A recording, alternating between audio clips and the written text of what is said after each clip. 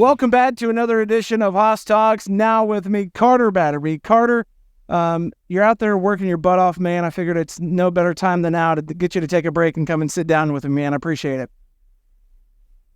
So let's just break down into it. Racing has always been something you guys have always done, and you've done it a lot in a long time. 23 years young, and you're just getting after it still. How did it all start for you guys? Started with my dad and my uncle Kevin. They bought a Dorf car.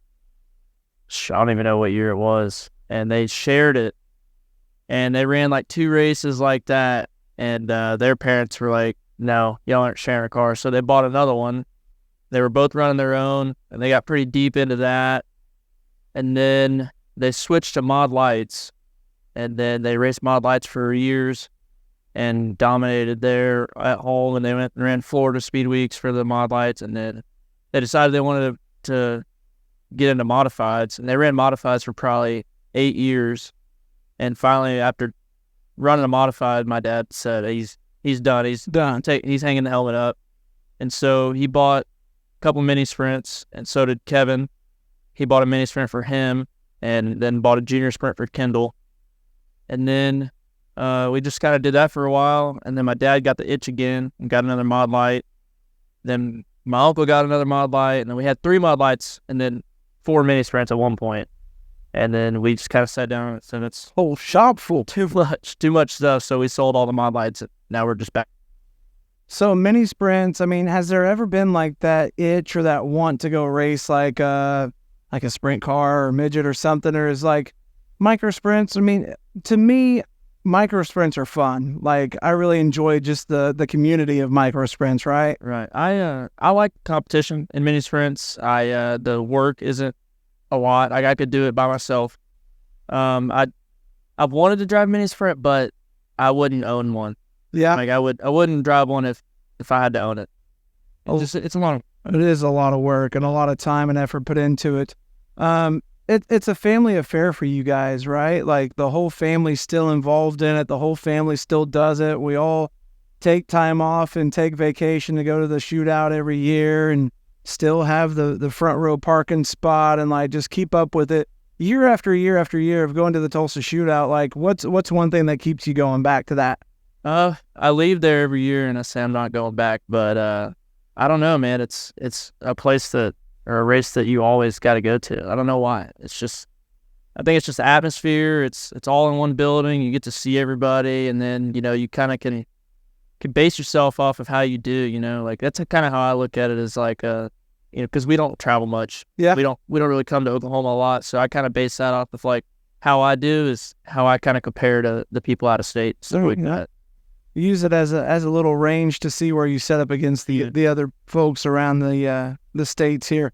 What's been like the one favorite track that you race around here, like locally? I know there's not a ton of micro tracks, but there's still quite a few tracks that still host the micros down here. My favorite track was Super Bowl Speedway. Oh man, but it's shut down, and I think it'll open back up now. Did you ever do Cowtown? I never did Cowtown. Never did Cowtown. Too young.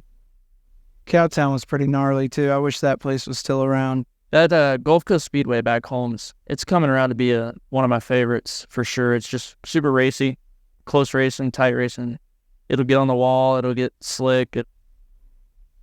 That's what you need in a micro track. These bigger tracks, like the Super Bowl. I feel like sometimes those are like the super speedways type of deal where like the racing's good the first few laps, and then we kind of hunker down and just not really follow the leader. But it's like you're in your spot and you just hold her down, and that's just how Texas tracks are. They're big, and wide, so it's different to go down to the Gulf Coast Speedway.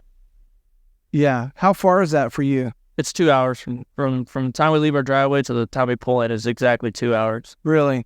So you're not Magnolia? Yeah, Magnolia.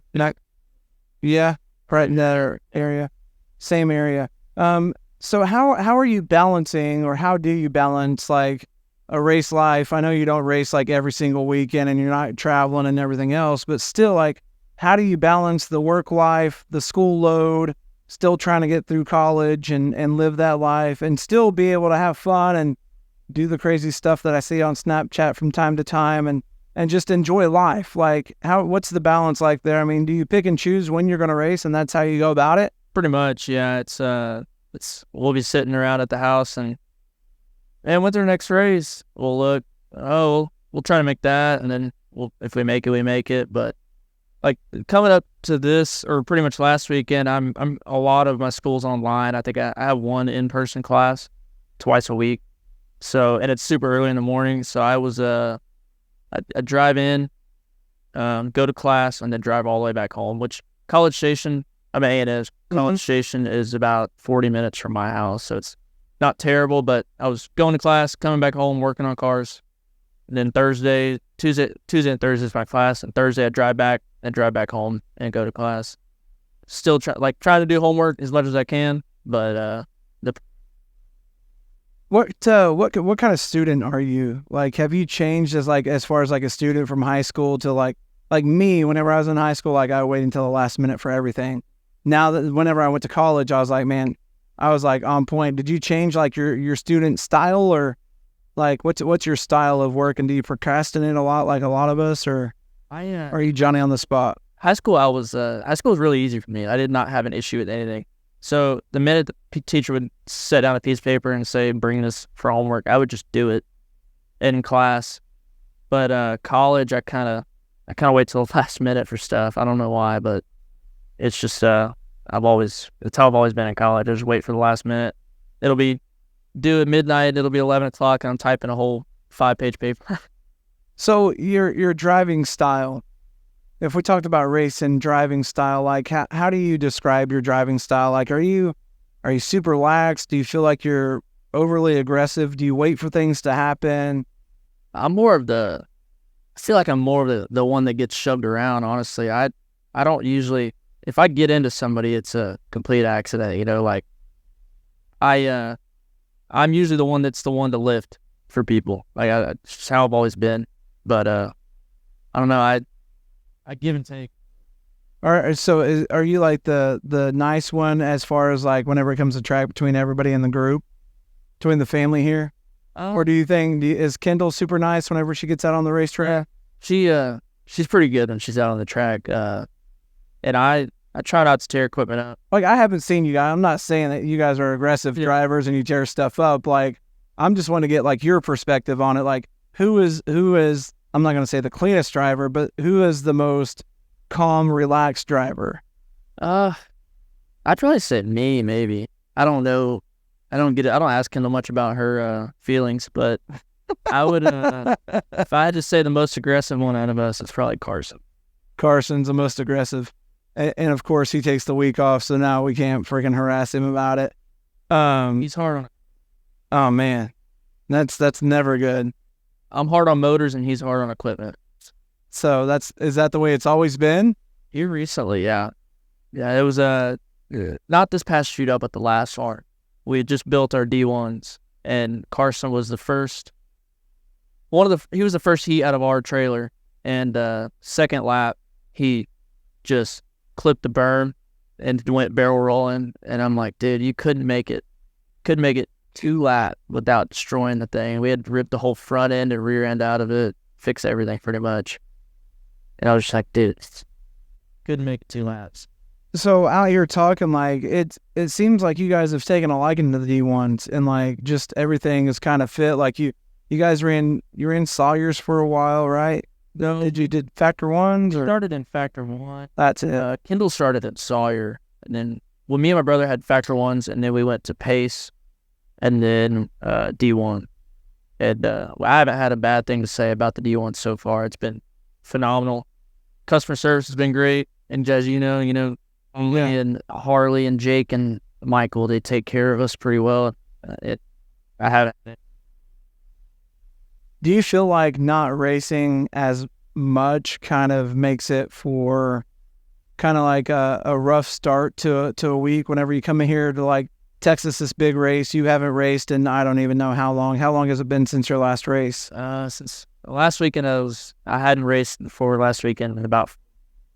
So, I mean, you take that little 5 months hiatus there to do other things in life. You're not just geared strictly on racing. You're keeping it a hobby and keeping it for fun and not really putting a lot of pressure on it. But whenever you come in here and you see, you know, all the top names and everything else, and you're here to kind of gauge where you're at against the competition, maybe readying yourself for shootout or whatever. Like, is there any added pressure? Or do you feel like you're just super rusty come practice time? And how many practice sets did you get in on Wednesday? I think I got 3 in, and I felt like that was enough for me at least. But I've taken time off like that, and I feel rusty. Like, I feel like I'm gonna be rusty, but I mean, it's a couple seconds and you're right back in the saddle again, kind of like riding a bike. But no, I've never really taken 5 months off like I just did, because I've always been like, I want to race every weekend, do it as much as I can, because I mean, you know, more you race, the more you can try stuff on your right, or you learn different stuff. But you know, just the way, or you know, the way my family is, you know, they take vacation, and we just don't always get to race a bunch. So I've been past couple of years, I've been super like, I want to race every weekend.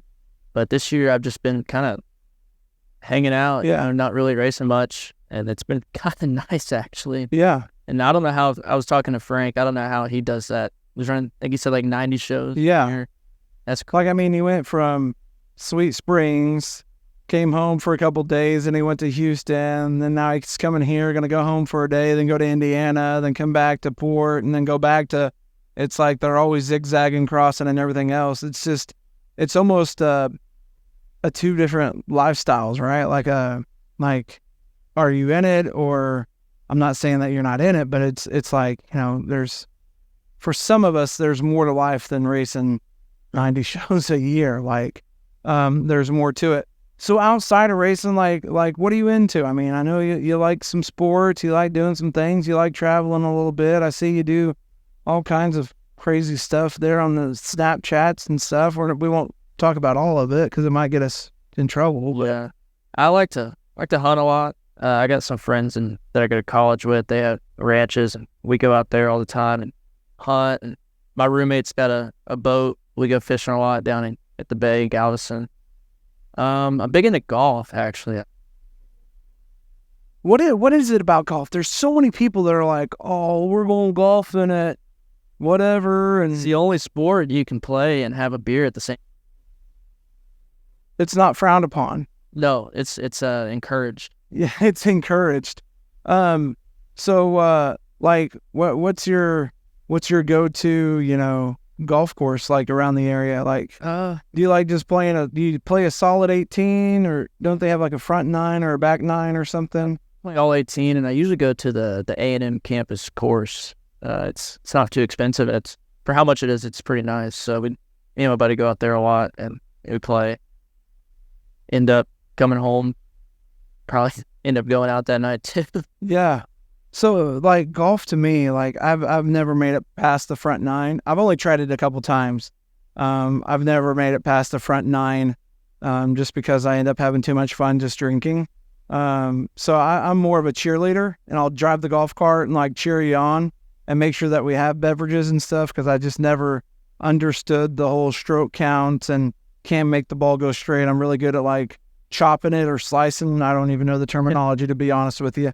Never really been that guy. So road trips, let's do some rapid fire questions here. Road trips, whenever you get on the road to come here, you stop to fill up the pickup, fill up the ice chest. What are you getting as far as like a snack and a drink for the road trip? Oh man, I'll probably get a Red Bull, and I don't know. I'm not a big snack person, but if I had to pick one, it'd probably be those like Miss Viggie's. Okay, those are pretty good. Kind of crunchy. Get some crunchiness going on. What's your go-to breakfast item? Like, you get up for breakfast before you go out for a nice day of golf. Or you like biscuits and gravy? Nice and simple, to the point. You get wholeheartedness and you get the carbs. You're there. Good, perfect. Something to soak up some drinks. What's like your go-to dinner? Like, what would be like, you want to go to dinner right now and you're really craving, what's something that you eat a lot of that like is like your favorite meal dinner wise? Probably steak. So steak, that's good. Steak, how do you like your steak cooked? Perfect. We're starting a friendship here. We're getting there. We're getting there. Ice cold beer in the cooler. What kind is it? Michelob. Oh my gosh, we're becoming best friends. Even after we wanted to kill each other like 5 or 6 years ago, we got off on the wrong foot, but now we're on the right foot, so that's all good. We won't even talk about that. Some cold Michelob, a nice medium rare steak, some biscuits and gravy. We're there, man. We're there. What is like the go-to music? Like you're getting pumped up, you're ready to go qualify. What's something that like you're jamming out to? Oh man, I have broad like for music. It goes from rap to country to old country, everything. If I had to get something to like pump me up, man, this Mine would be "Here Come the Showstopper, bird rap, bird gangster, bird rap." Yeah, it's a good one. Still living like that. That would be mine, man. It's a really hard question. It does catch a lot of people off guard because most people do have a wide variety. So like it's hard to like really single out. It really depends on the mood, right? Like where you're at and whatever. Concerts. You a big concert guy? You like going to concerts? Yeah. Live music. Who's the best person you've seen live in concert? Man, I got to see Jimmy Buffett not too long. Oh, dude, pretty gnarly. It was a lot of it was an older crowd for sure, and there was a smell in the air, and Yeah, it makes it even better. A little bit of a not a left hand sick. Yeah, a little haze. Yeah. Oh man, there's nothing wrong with that. Growing up, what did you want to be whenever you were growing up? A screwdriver. So you've gotten to live out like some of that. I mean, you're not able to do it professionally and track things down, but you're still getting to live out the dream. For young kids out there that are still like restrictor age kids that are still figuring it out and still chasing down the track, what kind of advice would you give to like either a restrictor driver or maybe that parent that is new to the game, that just they may not know a lot, but they're still learning? Probably be humble. Try like hell. Don't give up. And to the parents, I'd probably say push them, but don't push them too hard because he's going to get burned. Hard enough. A lot of kids get burned out because their parents are pushing them so hard. And they're going to do what they're going to do, So, like, I'd ease up on them, I feel like that's a solid piece of advice. It's another episode of Haas Talks in the books. Performance Electronics, custom electronic solutions. From design to manufacturing, let us put your ideas in motion and become your company's full-service electronics manufacturing experts. Performance Electronics.